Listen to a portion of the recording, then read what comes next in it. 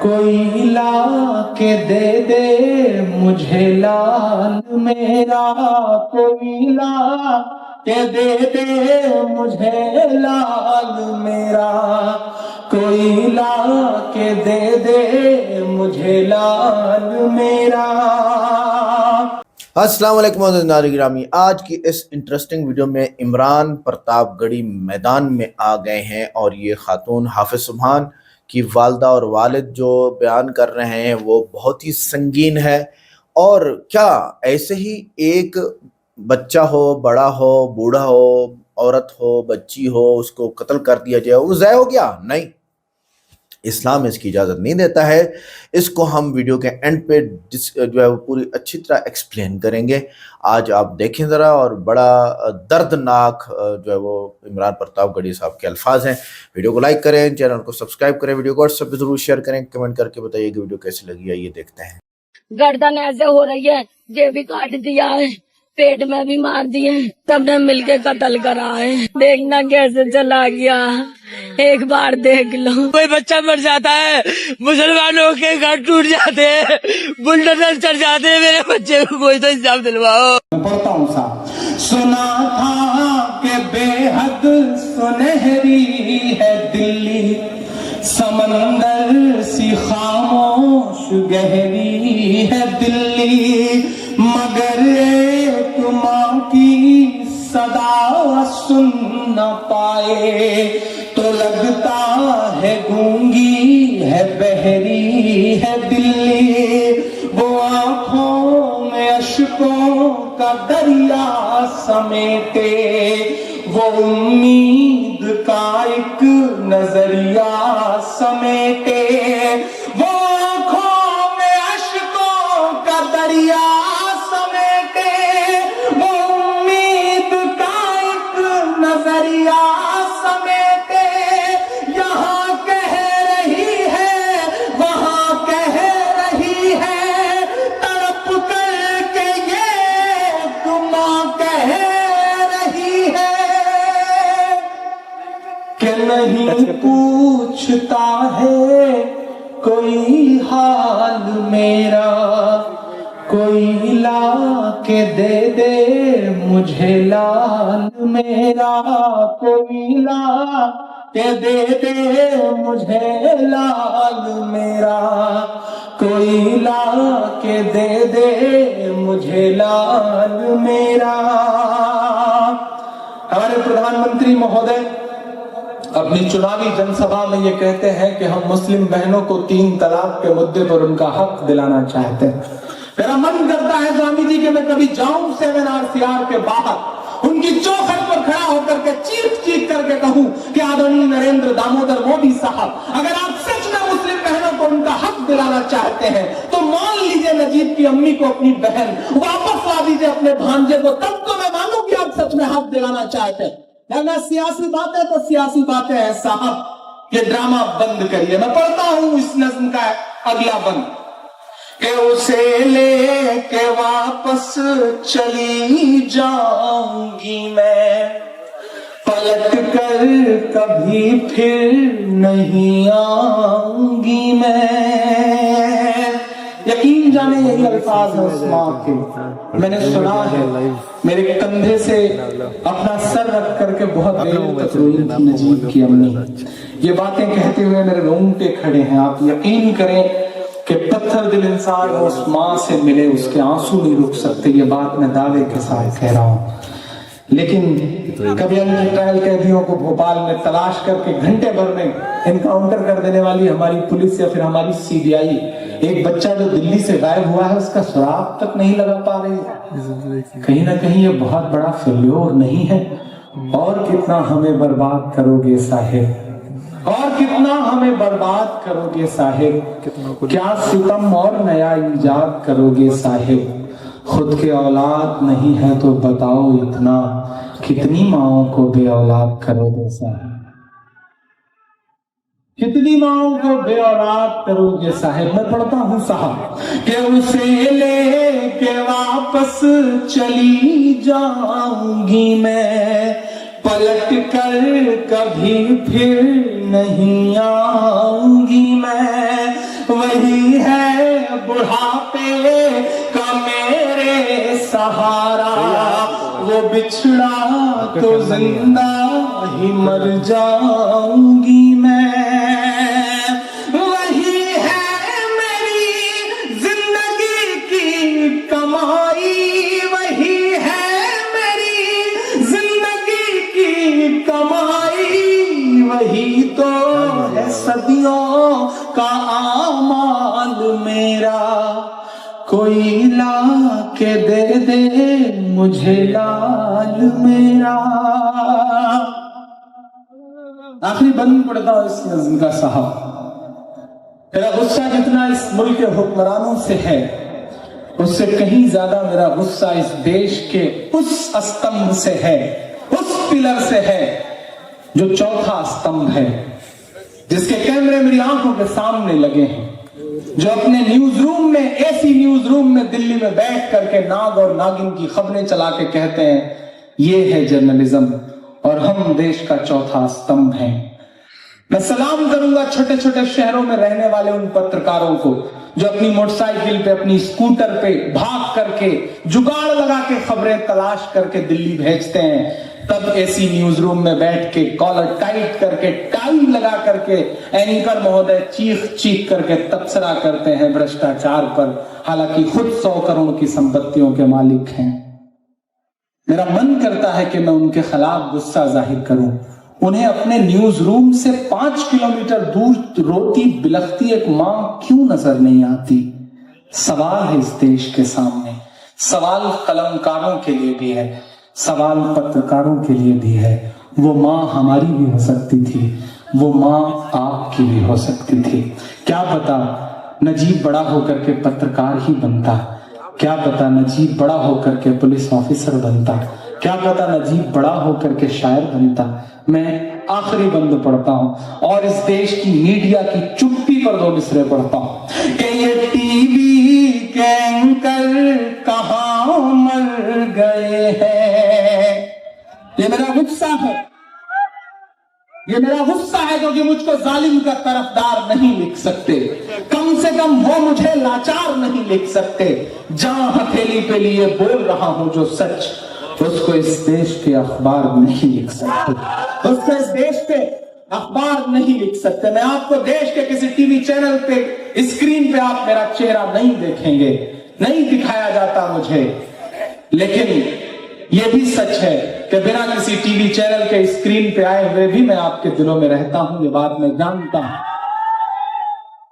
तब मैं ये मिसरे पढ़ रहा हूं, ये मेरा गुस्सा है कि ये टीवी के एंकर कहां मर गए हैं, ये गांधी के बंदर कहां मर गए हैं। मेरी चीख और मेरी फरियाद कहना, ये मोदी से एक मां की रुदाद कहना। आदरणीय प्रधानमंत्री जी अमेरिका जाते हैं तो फेसबुक के ऑफिस में जाकर के अपनी मां को याद करके कैमरे के सामने रोते हैं। मुझे अच्छा लगता है कि वो मां के लिए रो रहे हैं, सलाम है उन्हें इस बात के लिए। वो पाकिस्तान जाते हैं बिन बुलाए मेहमान की तरह, तो वहां जाकर के नवाज शरीफ साहब की मां के पैर छूते हैं, शॉल देते हैं। मुझे अच्छा लगता है कि वो हिंदुस्तानी तहजीब दुनिया के सामने रख रहे हैं। लेकिन कभी कभी मुझे लगता है कि मैं उनसे पूछूं कि आदरणीय नरेंद्र दामोदर मोदी साहब, आपकी और नवाज शरीफ की माओं के अलावा भी इस मुल्क में माएं हैं, फजा में उड़ रहे जहरीले जुगनू क्यों नहीं दिखते? उन्हें हर हादसे के सारे पहलू क्यों नहीं दिखते? जो मां को याद कर परदेश में आंसू बहाते हैं, उन्हें अखलाक की अम्मी के आंसू क्यों नहीं दिखते? उन्हें अखलाक की अम्मी के आंसू क्यों नहीं दिखते? मैं मिसरे पढ़ रहा हूं साहब। मेरी चीख और मेरी फरियाद कहना, ये साहिब से एक मां की रुदाद कहना। कहीं झूठ की शख्सियत बह न जाए। समेटना अपनी तालियों को चौथे मिसरे के लिए।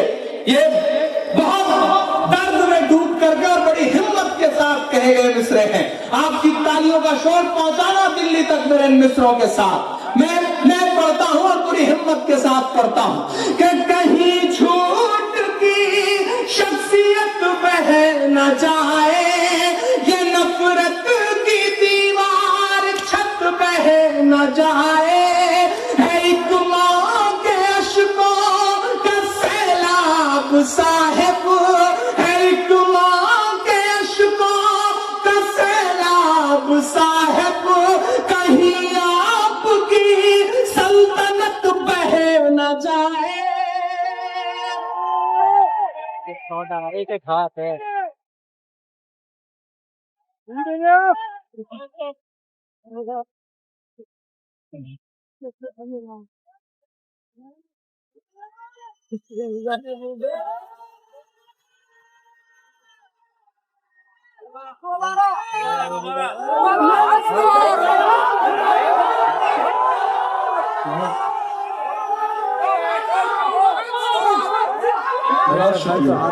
कहीं झूठ की शख्सियत बह न जाए, ये नफरत की दीवार छत बह न जाए, है एक मां के अश्कों का सैलाब साहिब, कहीं आपकी सल्तनत बह न जाए।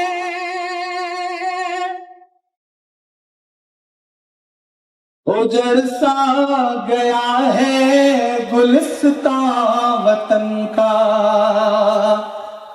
मुझसे अक्सर तमाम बड़े बुजुर्ग ये कहते हैं कि इमरान बड़े हमलावर होकर के मुशायरों में नज़्में पढ़ते हो क्यों, हुकूमत के खिलाफ बोलते हो क्यों, एक खास पार्टी के खिलाफ बोलते हो ज्यादा क्यों। आज मैं इस माइक पे खड़ा हूं, मेरे इस तरफ तमाम सरदार सिख भाई बैठे हैं, पीछे स्वामी जी बैठे हैं, इधर तमाम और मजहबों के लोग खड़े हैं। मैं बताता हूं मैं क्यों। मैंने कहा ना, मैं इलाहाबाद विश्वविद्यालय में हिंदी का विद्यार्थी रहा हूं। मैंने पढ़ा है मीरा, सूर, कबीर और तुलसी को, मेरे सिलेबस में थे वो। मैं हिंदी की कविताएं लिखता हूं। मैं जिस शहर में हूं वहां संगम है। मैं अपने ग्रेजुएशन के दौरान संगम के किनारे घंटों बैठ करके नदियों को मिलते हुए देखता था। मैं अपने तमाम हिंदू दोस्तों को जब वो इलाहाबाद आते थे तो उन्हें संगम स्नान करवाने ले जाता था। मैं ऐसे माहौल से हूं। मैं क्यों बोलता हूं? मुझे याद है कि जब मैं 7वीं में पढ़ता था तो मेरा एक दोस्त था और है, श्रीकांत मिश्रा। सच्ची बात आपको बता रहा हूं, हम दोनों साथ 12 किलोमीटर स्कूल जाते थे साइकिल चला करके। 6 किलोमीटर उसका नंबर, 6 किलोमीटर मेरा नंबर। कभी कभी मेरे हिस्से की भी साइकिल वो चला दिया करता था। हम दोनों क्रिकेट खेलने के लिए स्कूल बंद कर देते थे। अब्बू को और उसके पिताजी को ना पता चले हम लोग क्रिकेट खेल रहे हैं, गिल्ली डंडा खेल रहे हैं। बिल्कुल आप जैसे थे हम भी। फिर तलाश शुरू होती थी, अब्बू मोटरसाइकिल लेकर के तलाशते थे तो पता चलता था किसी ग्राउंड में पकड़े गए हम और श्रीकांत। तो आप यकीन करें, जितने थप्पड़ मेरे अब्बू मुझे मारते थे उतने ही थप्पड़ श्रीकांत के हिस्से में भी आते थे। कभी उसके पिताजी तलाशते थे तो जितने थप्पड़ उसके हिस्से में आए उतने ही थप्पड़ उसके पिताजी मुझे भी मारते थे। लेकिन आज मैं क्यों बोलता हूं इस पार्टी के खिलाफ?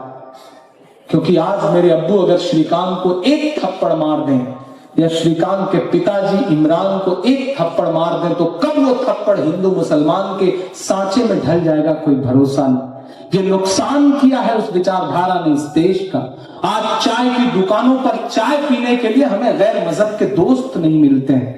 पिछली ईद पर जो दोस्त हमसे दावतें मांगते थे कि आएंगे तो बकरीद पे जी भर के गोश्त खाएंगे, वो हमारी ईद पर इसलिए अब दावतें नहीं मांगते कि उन्हें लगता है कि दूरियां बहुत बढ़ गई हैं। ये नुकसान हुआ है इस समाज का। बचाइए इस समाज के नुकसान को। और मैं आखिरी मिसरे पढ़ते हुए बात कह रहा हूं कि उजड़ सा गया है गुलिस्तां वतन का। बहुत वकील रजा साहब जैसी बड़ी शख्सियत और स्वामी अभिनवेश जी, जुल्म इससे पहले भी था, ज्यादती इससे पहले की हुकूमतों में भी थी, लेकिन इमरान पूरी जिम्मेदारी से यह बात कहता है कि जो नंगई आज आपको सड़कों पर दिखाई पड़ रही है ये इससे पहले नहीं थी।